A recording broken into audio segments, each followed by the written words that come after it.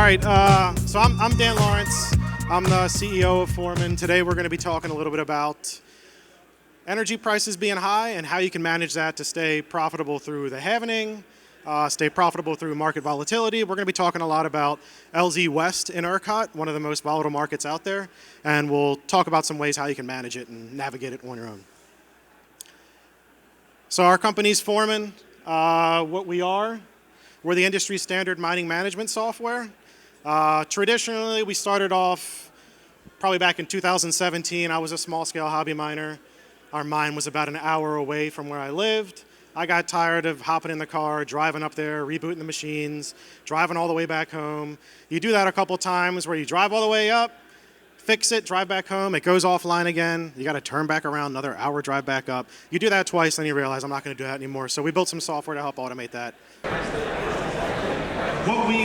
So we specialize in machine management, automating the mine operations, custom rules and triggers to really make it so you can automate the mine. Yes, I think you did. We'll stay close by it. Manually run reboots, site visualizations, but the biggest thing that we're going to be talking about is how we actually eliminate the need to use breakers to curtail a facility. So if you're approaching the halving, the people that are going to win, the people that are going to continue to mine and stay profitable, once everybody starts making less Bitcoin next year, every 10 minutes, agility is going to be key, being able to turn on and off very quick to avoid peak prices. Another thing is machine efficiency. So the most efficient, the most agile are the people that are going to win. So to be agile, you can't be flipping breakers. So to give you an idea of how volatile energy markets can be, this example here is around LZ West in ERCOT. Basically that black line right through the middle, the wiggly line, that's the break-even point for an S19J Pro.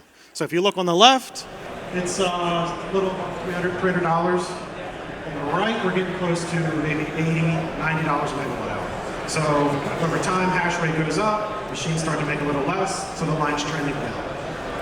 Every data point below that profitability break-even point, that's where you're profitable. So if the energy prices, the electricity prices in LZ West are below that line, you're in the green. If they're above that line, you're in the red, so you're not profitable. And as you can see at the top middle, it gets close to $5,000 a megawatt hour. So if you're a small-scale operation and you're index exposed, you're just paying real-time electricity prices, and that pricing hits $5,000 a megawatt hour and you don't turn off, there goes the mine. So the objective is to only mine when you're below that line. LZ West is also super volatile, and there's a wide distribution on how pricing looks. This is how pricing generally looked for all of 2022. The most important thing is 8.37% pricing is above $102 a megawatt hour. So over 8% of the time, you're mining at a loss. So you want to be on when you're to the left of that. This is also a distribution of how all the pricing looks in ERCOT. So as you can see, when we get towards the middle in LZ West, things start to get red, start to get yellow. Electricity is getting more expensive because it's a hot time of the day. Right there in the middle between June, July, August, September, we're chasing 4CP calls, trying to avoid peaks. So on both sides, pretty cheap electricity. Right in the middle during the summer, electricity prices get high. So your objective as a miner is to mine below that profitability break-even line. You want to be right in the middle of that distribution so you make sure you're paying cheap electricity rates, and you're also avoiding these peaks throughout the day. So you're hitting your 4CP windows, you're avoiding these high price blowouts when it's $494 on average a megawatt hour. How do you do that? You're going to have to be automated, because what that turns into, all of those numbers basically say that for 489 hours a year, you're not profitable. So if you were to actually try to avoid those 489 hours, you're going to be turning breakers 810 times just to stay profitable mining in ERCOT. So that means that you're going to have somebody at the facility standing there at the breaker, you flip the breaker, you're going to do it 810 times. And if we just assumed each breaker is maybe a meg, it's a 10 meg site, that's 8,100 times you're throwing breakers every year just to try to keep the mine profitable. So you're not going to be able to have somebody sitting there, ERCOT pricing, every 5 minutes it's changing, every 15 minutes it's changing.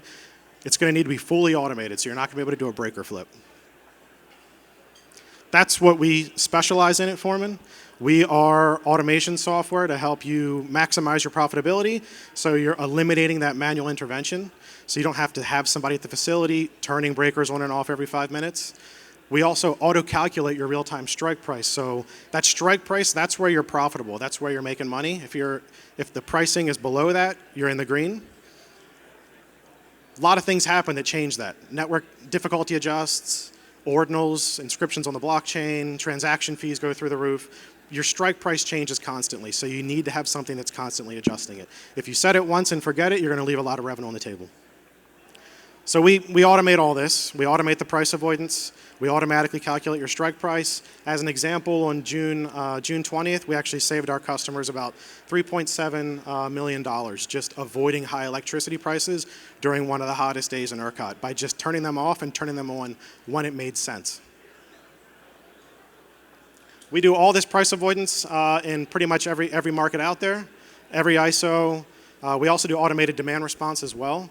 So if you're going to be trying to stay profitable through a bear market, you're avoiding those high electricity prices, you're also trying to find other ways to supplement and find additional revenue. So moving in towards the halving, you're avoiding high prices, you're also participating heavily in demand response and curtailment, so you can help balance the grid and get incentivized to do that. So as an example, if you were in PJM and you maybe had a 100 meg site, that could equate to just a little over $9 million in just found revenue. And all you have to do is just be enrolled in a program, and you might have to turn off if you're ever called, but that $9 million is what carries you through the halving.